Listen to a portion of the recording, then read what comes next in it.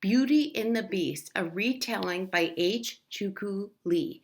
Illustrations by Pat Cummings.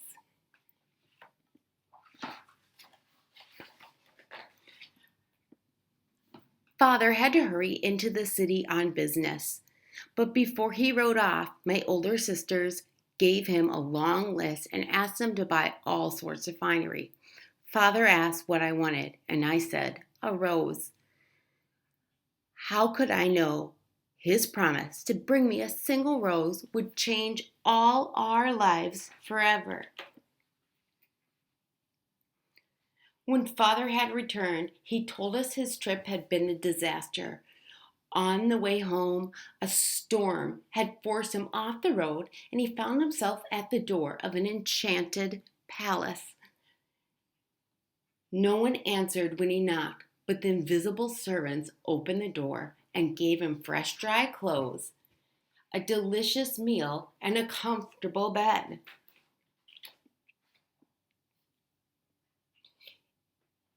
In the morning, as he was leaving, Father remembered his promise to me. He went to the enormous garden and picked a single rose. At that instant, he heard an awful roar. Turning, he found himself face to face with a huge, ugly beast, dressed in the latest fashion. The beast said that he loved his roses above all else and that his father would have to pay with his life for stealing one. Falling to his knees, Father apologized and explained he was picking the rose for me, his youngest daughter, Beauty. As Father wearily handed me the rose, he said, I begged the beast to let me live so I could see you, my family, one last time. The beast paused, thought for a moment, and then made me promise to return to the palace for my punishment. Not alone, I told Father. I am going with you. It was, after all, my rose that caused the trouble. As soon as we met, the beast demanded to know if I would stay and live in his palace. At first, I hesitated, but when the creature said he would spare my father's life if I did, I agreed to stay. The beast then promised me that I could have whatever I wanted and anything, except I could not leave. So saying, he let my father go. Time passed. The beast was very kind to me. His invisible servants gave me everything, my own rooms, good food, beautiful clothes, jewels, and even a magical mirror that let me see my family at home. But I could not leave. I saw the beast once a day at dinner time. Gradually, I realized that he was truly kind and would not hurt me.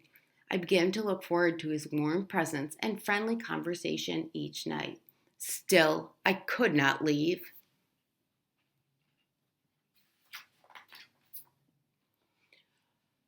One night, after an especially scrumptious meal, the beast nervously asked me to marry him. I was so stunned I heard myself saying no. Without thinking, the beast roared loudly as if in pain, gazed at me sadly, and backed away. After that, he often asked again, and while I knew my feelings for him were growing stronger, I could not marry him. Several months had passed when my magic mirror showed me that Father was ill. I told the beast that I would die of sadness if I could not be with my father again. I promised him, saying, let me go home and I will return to the palace in 8 days. The beast opened a chest decorated with his family crest and handed me a gold ring studded with diamonds. You only have to put it on your finger to go home and again to come back. Gazing at me, the beast warned, remember your promise, or I too will die of sadness. I arrived home with a large trunk filled with beautiful clothes and jewels given to me by the beast. Father cried with surprise and almost fainted when he saw me. Jealous of my fine clothes and jewels, my sisters were distant, But on the 8th day, they begged me to break my promise to the beast and stay longer. Never mind the beast, they said. You belong here with us. I let myself be persuaded, unwilling to leave my father's side. But on the 10th night, I dreamed that the beast was dying in the palace garden. I could not stand the thought of hurting him and spent the rest of the night tossing and turning. In the morning, before anyone was awake, I put on my ring and returned to the palace.